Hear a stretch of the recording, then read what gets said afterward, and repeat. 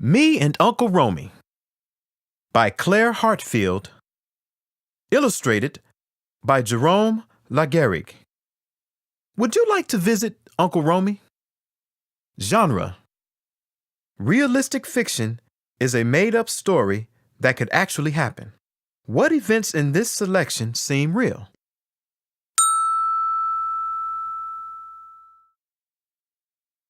It was the summer Mama had the twins that I first met my Uncle Romie.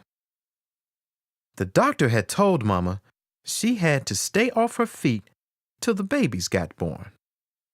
Daddy thought it was a good time for me to visit Uncle Romie and his wife, Aunt Nanette, up north in New York City.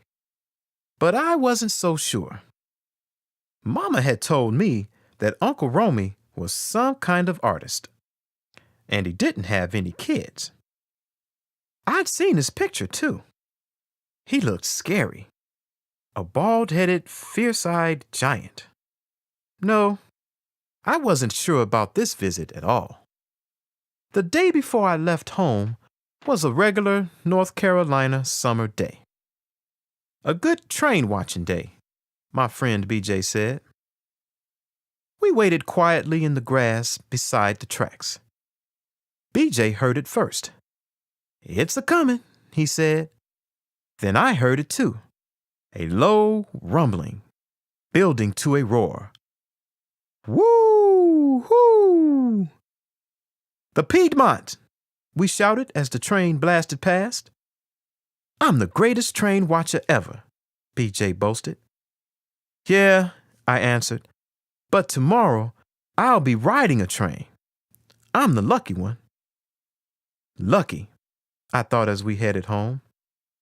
Maybe.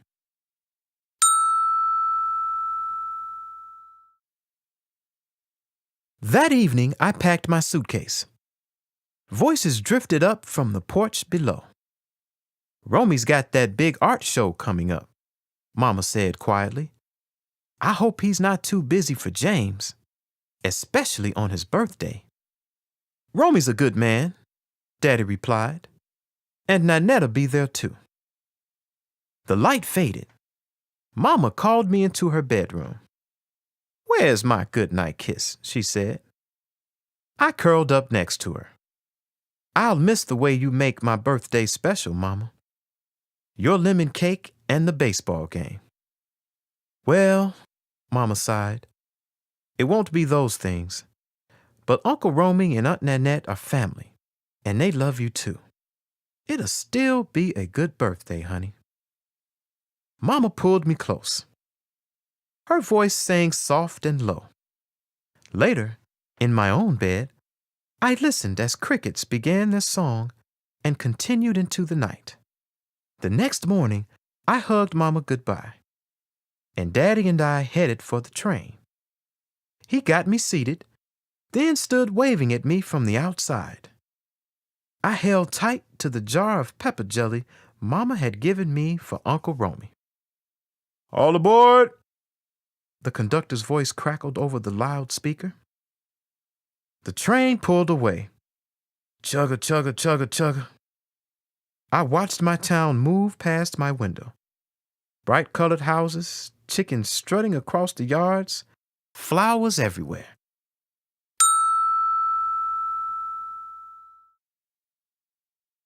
After a while, I felt hungry. Daddy had packed me a lunch and a dinner to eat one at a time. I ate almost everything at once. Then my belly felt tight, and I was kind of sleepy. I closed my eyes and dreamed about Mama and Daddy getting ready for those babies. Would they even miss me? Later, when I woke up, I ate the last bit of my dinner and thought about my birthday. Would they make my lemon cake and take me to a baseball game in New York? The sky turned from dark blue to black. I was getting sleepy all over again. "We're almost there, son," the man next to me said. Then I saw it. New York City. buildings stretching up to the sky, so close together. Not like North Carolina at all. "Penn Station, watch your step," the conductor said, helping me down to the platform. I did like Daddy said and found a spot for myself close to the train. Swarms of people rushed by. Soon, I heard a silvery voice call my name. This had to be Aunt Nanette.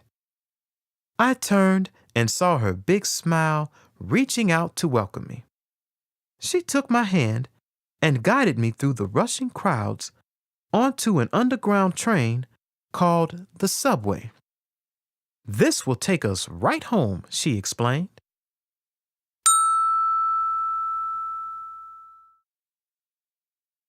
Home was like nothing I'd ever seen before. No regular houses anywhere. Just big buildings and stores of all kinds. In the windows I saw paints, fabrics, radios, and TVs. We turned into the corner building and climbed the stairs to the apartment. 5 whole flights up. Whew! I tried to catch my breath while Aunt Nanette flicked on the lights. Uncle Romie's out talking to some people about his big art show that's coming up. He'll be home soon, Aunt Nanette said. She set some milk and a plate of cookies for me on the table. "Your uncle's working very hard, so we won't see much of him for a while. His workroom, we call it his studio, is in the front of our apartment. That's where he keeps all the things he needs to make his art." "Doesn't he just paint?" I asked. "Uncle Romie is a collage artist," Aunt Nanette explained. "He uses paints, yes, but also photographs, newspapers, cloth. He cuts and pastes them onto a board to make his paintings." "That sounds kind of easy," I said. Aunt Nanette laughed. "Well, there's a little more to it than that, James. When you see the paintings, you'll understand. Come, let's get you to bed." Lying in the dark, I heard heavy footsteps in the hall. A giant stared at me from the doorway. "Hello there, James." Uncle Romie's voice was deep and loud, like thunder. "Thanks for the pepper jelly," he boomed. "You have a good sleep now." Then he disappeared down the hall.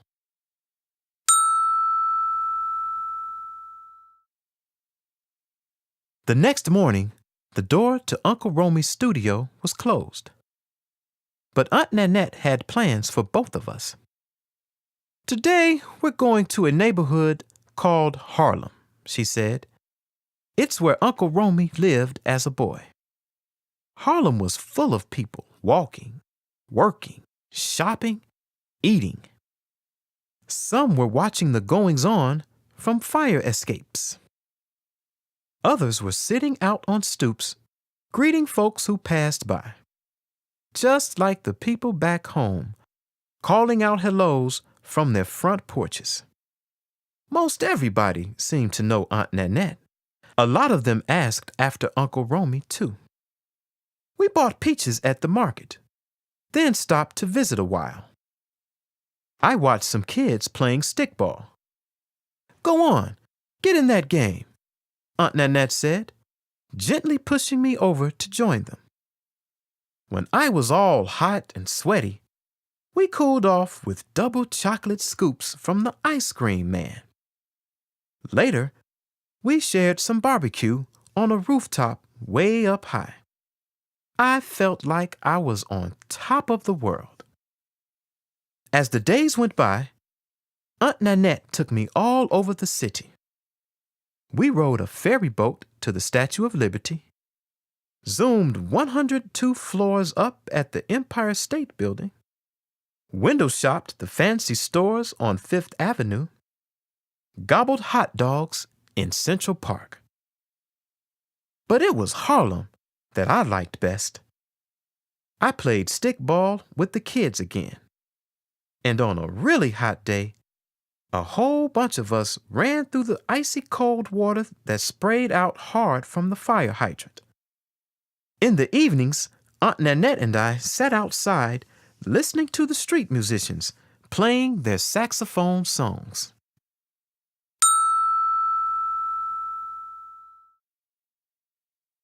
On rainy days, I wrote postcards and helped out around the apartment. I told Aunt Nanette about the things I'd like to do back home, about baseball games, train watching, my birthday. She told me about the special Caribbean lemon and mango cake she was going to make. My Uncle Romie stayed hidden away in his studio, but I wasn't worried anymore. Aunt Nanette would make my birthday special. 4, 3, 2, 1.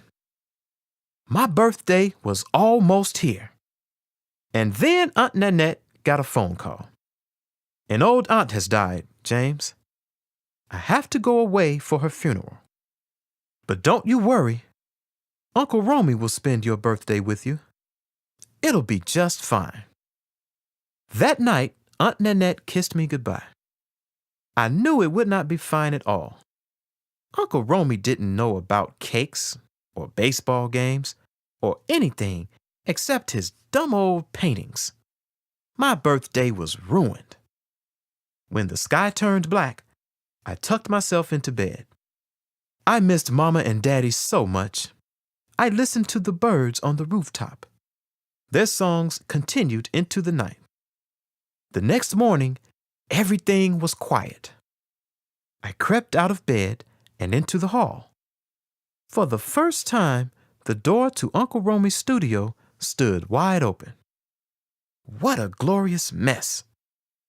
There were paints and scraps all over the floor, and around the edges were huge paintings with all sorts of pieces pasted together.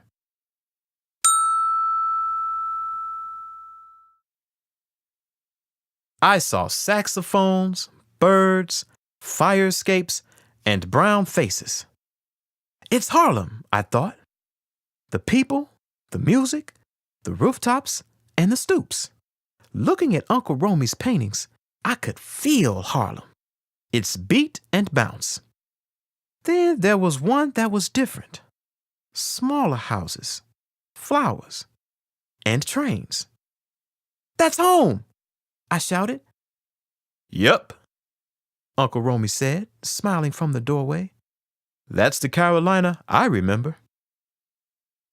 Mama says you visited your grandparents there most every summer when you were a kid, I said. I sure did, James. Now that's the place for pepper jelly, smeared thick on biscuits. And when Grandma wasn't looking, I'd sneak some on a spoon. Daddy and I do that too, I told him. We laughed together, then walked to the kitchen for a breakfast feast. Eggs, bacon, grits, and biscuits. James, you've got me remembering the pepper jelly lady. People used to line up down the block to buy her preserves. Could you put someone like that in one of your paintings, I asked?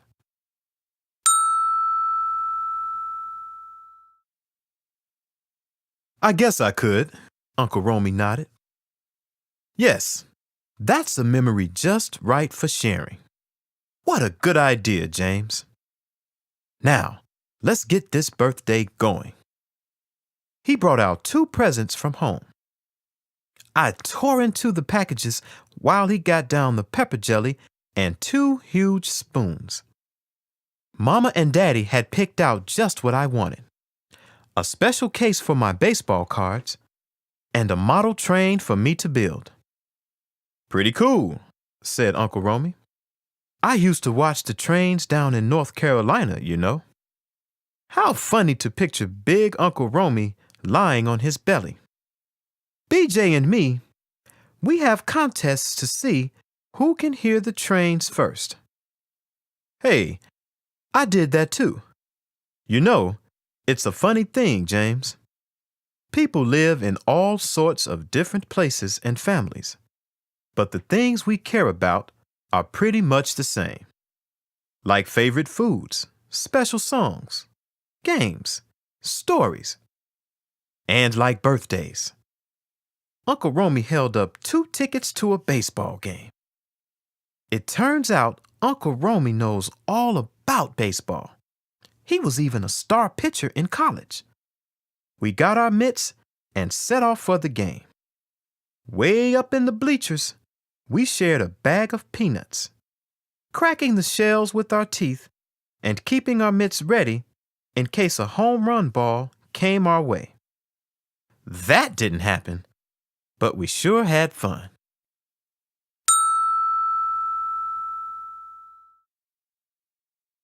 Aunt Nanette came home that night.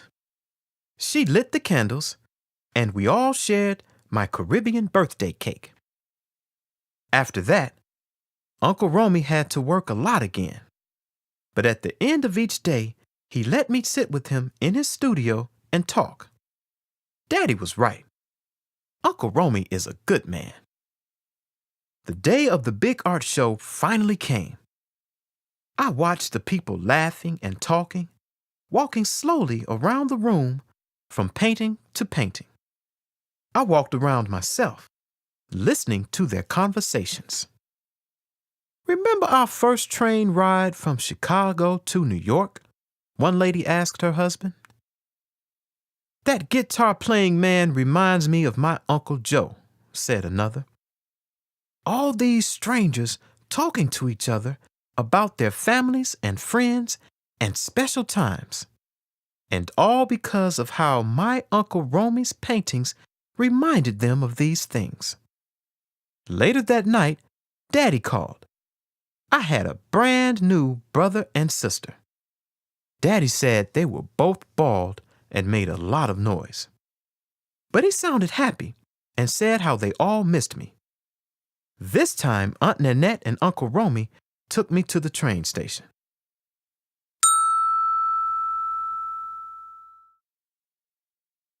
Here's a late birthday present for you, James, Uncle Romie said, holding out a package. Open it on the train, why don't you?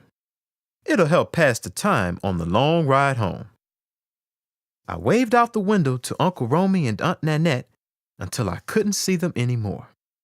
Then I ripped off the wrappings. And there was my summer in New York. Bright sky in one corner, city lights at night in another.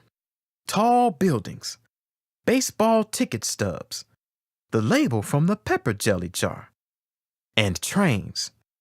One going toward the skyscrapers, another going away. Back home, I'd lay in the soft North Carolina grass. It was the 1st of September, almost Uncle Romie's birthday. I watched the birds streak across the sky. Rooftop birds, I thought. Back home from their summer in New York, just like me. Watching them, I could still feel the city's beat inside my head. A feather drifted down from the sky. In the garden, tiger lilies bent in the wind. Uncle Romie's favorite flowers. I yanked off a few blossoms.